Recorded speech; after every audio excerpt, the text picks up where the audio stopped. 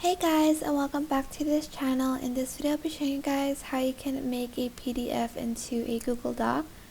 So you do have to email your PDF first to your email, so just email it to yourself, and then you're just going to open up the email, and you're going to open up the file.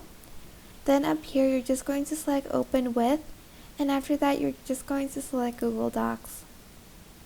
And you're just going to wait for it to load, and that is basically it. It should load anytime. I was just taking a long time to convert it to a Google Docs, but I promise it does convert to a Google Docs from a PDF file. That's it for this video. I hope it was helpful for you guys. Don't forget to like, comment, share, and also subscribe to this channel if you haven't done that already. If you have any questions, just leave it in the comment section down below, and I'll try my best to answer them all for you guys. And if you found this video helpful, please click the thanks button above the description box down below.